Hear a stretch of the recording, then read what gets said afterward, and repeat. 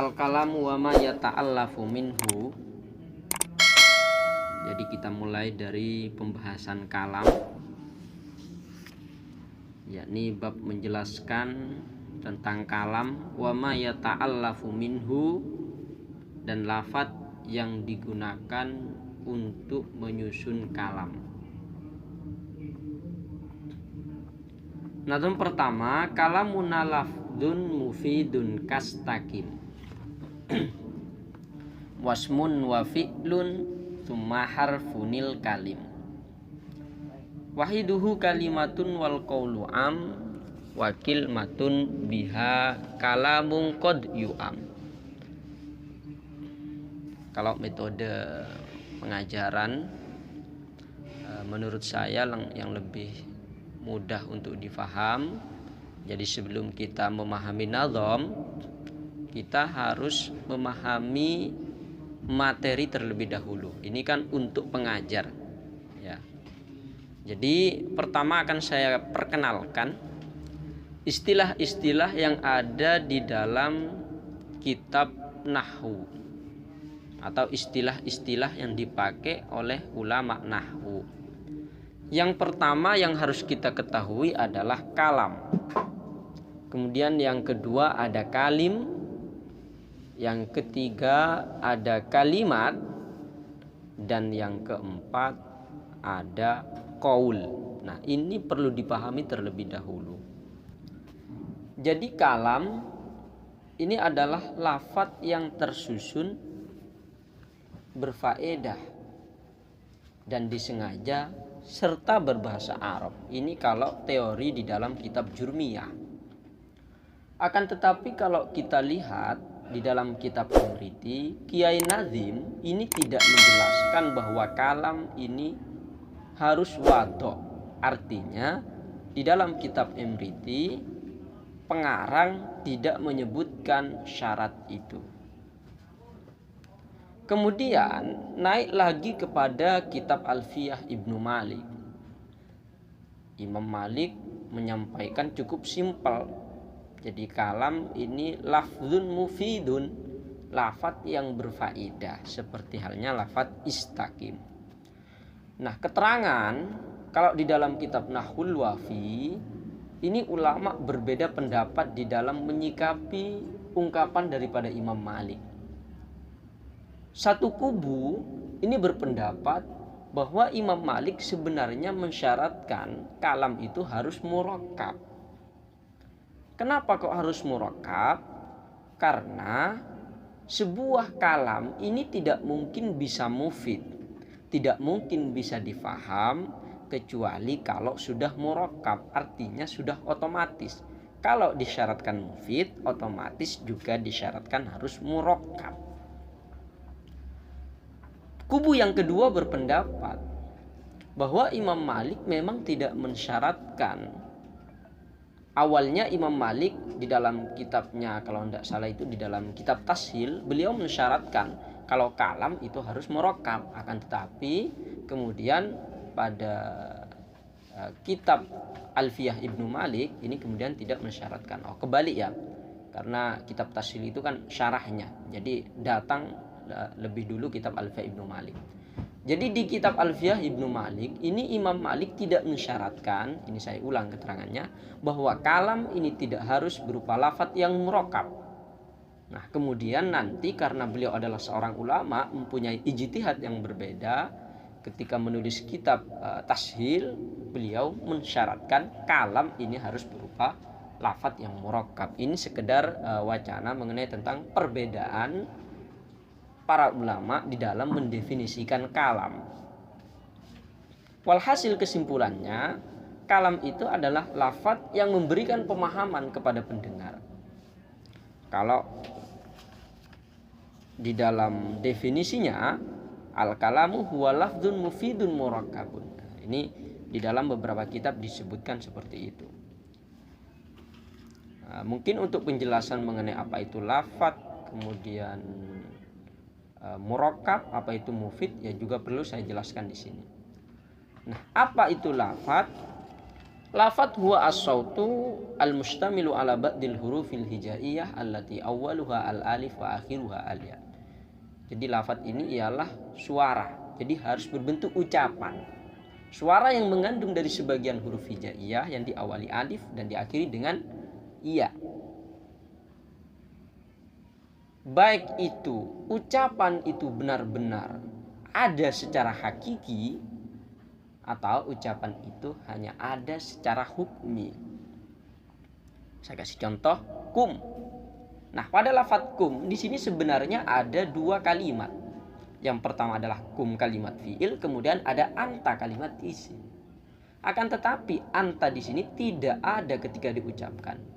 Ini nanti pada babnya ma'rifat wan nakirah, khususnya ketika menjelaskan bab domir dikenal dengan istilah domir mustatir wujub. Kemudian selanjutnya lafadz itu dibagi menjadi dua.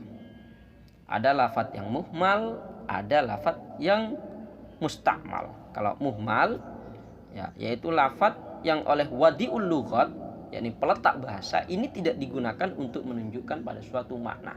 Contoh zaidun dibalik menjadi daizun, itu tidak digunakan untuk menunjukkan suatu makna. Atau lafadznya berupa mustakmal. Yang kedua lafadznya berupa mustakmal, yaitu lafadz yang oleh wadi'ul lughat, peletak bahasa, memang digunakan untuk menunjukkan pada suatu makna. Nah, kemudian kalau kita kembangkan lagi, kalau kita baca di dalam beberapa kitab, misalnya di dalam kitab Syarah Mufassal, di sana dijelaskan bahwa lafadz mustakmal itu dibagi menjadi tiga. Ada yang berupa mufrad, ada yang berupa murakkab, dan ada yang berupa mu'allaf. Apa itu lafadz mufrad? Yaitu lafadz yang juz atau bagiannya, yakni dari lafadz tersebut tidak bisa menunjukkan pada juz maknanya. Ini seperti halnya pada lafadz zaidun. Jadi lafadz bagian daripada juznya lafadz zaidun ini tidak bisa menunjukkan pada juz maknanya lafadz zaidun. Misalkan za-nya, iya-nya ini tidak bisa dipisah-pisah. Memang sudah mufrad seperti itu. Ada yang murakkab, yaitu lafadz yang juz daripada lafadz tersebut tidak bisa menunjukkan pada makna. Sedangkan jika melihat dari sisi yang lain, maka bisa menunjukkan pada maknanya. Jadi lafadz ini ditinjau dari segi alamiat, yakni sebagai nama, maka juz lafadz seperti halnya lafadz abdun ini tidak bisa menunjukkan pada juz maknanya, ya. Namun jika dilihat dari sisi idhofahnya, maka masing-masing daripada lafadz abdun dan lafadz Allah dapat menunjukkan pada makna. Ini mengenai tentang lafadz murakkab. Jadi lafadz Abdullah ini adalah nama orang, ya. Susunannya ini adalah murakkab idhofi. Nanti ini keterangannya ada di dalam babnya babul alam. Kemudian ada lafadz yang mu'allaf. Apa itu lafadz mu'allaf? Yaitu lafadz yang juz-juz dari lafadz ini bisa menunjukkan maddul lain dari semua sudut pandang. Akan tetapi di dalam kitab Syarah Mufassal nanti untuk contoh-contohnya ya bisa dicek kembali di sana ya. Untuk di dalam kitab Syarah Mufassal halaman 19. Yang jelas untuk pembagian lafadz yang mustakmal ini ada tiga. Yang pertama adalah lafadz mufrad seperti halnya zaid, ya. Zaid begitu saja itu mufrad. Ada yang murakkab tersusun, ya, tersusun tarkiban berupa lafadz yang murakkab seperti halnya lafadz Abdullah. Ini kan berupa susunan. Jadi lafadznya berupa lafadz yang murakkab. Nanti untuk teman-teman ini bisa dikaji kembali ya, apa mengenai lafadz yang mufrad, kemudian mengenai lafadz murakkab, apa itu lafadz mu'allaf. Akan tetapi saya kira ini tidak terlalu penting ya. Kemudian kita lanjut pada pembahasan mengenai al-mufid. Mufid itu apa? Mufid ialah wa al-mufhim, yakni yang memberikan kefahaman, yang memahamkan. dari kata afada yufidu ifadatan fahuwa mufidun, yakni huwa al-mufhim maknan yahsunu as-sukutu alaih, yakni sekira diamnya mutakallim, yakni pembicara, dan sami pendengar sudah dianggap bagus. Batasannya seperti apa? Bihaitsu la yabqa lisami intidharu muqayyadin bih, yakni sami sudah tidak menunggu pada lafaz yang diqayyidi, maksudnya lafaz yang ditentukan dengan menunggu yang sempurna. Artinya kesimpulannya mufid ini artinya memahamkan, bisa memberikan kefahaman kepada pendengar. Contoh qoma zaidun, ya, qoma zaidun ini sudah dianggap mufid. Kenapa? Karena ini sudah bisa memahamkan. Nah, dari definisi ulama yang tadi di dalam kitab Kawakibud Durriyah, kalau kita baca di dalam kitab Ubadah, ini bisa dicari nanti ya oleh teman-teman ya, biar juga belajar mencari referensi-referensi, nanti kalau tidak ketemu baru chat pribadi nih. Nah, daripada definisi di dalam kitab Kawakibud Durriyah, maka bila mana ada fi'il muta'addi, fi'il muta'addi itu kan fi'il yang butuh pada maf'ul ya. Bila ada fi'il muta'addi yang baru menyebutkan fi'il dan fa'ilnya, belum menyebutkan maf'ulnya, maka lafaz tersebut, kalam tersebut, ya, ucapan tersebut, kalam fil lughah, ucapan tersebut itu sudah bisa dinamakan mufid dan juga bisa dinamakan kalam. Doroba Zaidun, Zaid memukul. Ini sudah bisa dianggap kalam. Kenapa? Karena hanya menunggu sebentar kelanjutannya ucapan daripada mutakallim. Nah, tadi kan dikatakan huwa al-mufhim maknan yahsunu as-sukutu alaih bihaitsu la yabqa lisami intidharun muqayyadin bih. Ini bihaitsu la yabqa lisami. Ya, tidak tersisa, yakni sami sudah tidak menunggu lagi pada lafaz yang diqayyidi, lafaz yang ditentukan dengan menunggu yang sempurna. Ini bi muqayyadin, maksudnya muqayyadin bih ini dengan menunggu dengan penungguan yang sempurna. Jadi mengecualikan pada fi'il muta'addi yang sudah menyebutkan fi'il fa'il akan tetapi tidak menyebutkan maf'ulnya. Berbeda halnya jika ada fi'il akan tetapi tidak menyebutkan fa'ilnya. Ini tidak bisa dikatakan sebagai mufid. Kenapa? Karena memang menunggu dengan penungguan yang sempurna, yakni lama sekali untuk bisa paham dengan apa yang diucapkan oleh mutakallim. Atau ada mubtada yang belum menyebutkan khobarnya, Zaidun, begitu aja. Atau ada jumlah syartiyah yang belum menyebutkan jawabnya, maka itu tidak bisa dikatakan sebagai mufid, ya, juga tidak bisa dikatakan sebagai kalam. Nah, kemudian ada perbedaan di kalangan ulama, ya. Ini menurut qaul rajih, faidah dalam kalam ini tidak disyaratkan harus tajaddudul faidah, artinya berupa faidah yang baru, kefahaman yang baru. Semisal ada orang mengatakan an-naru harun, api itu panas, as-sama'u fawquna, langit itu di atas kita.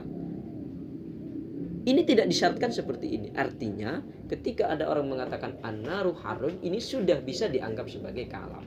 Walaupun pengetahuan ini sebenarnya bukan tajaddudul faidah, karena semua orang pasti tahu bahwa api itu adalah panas.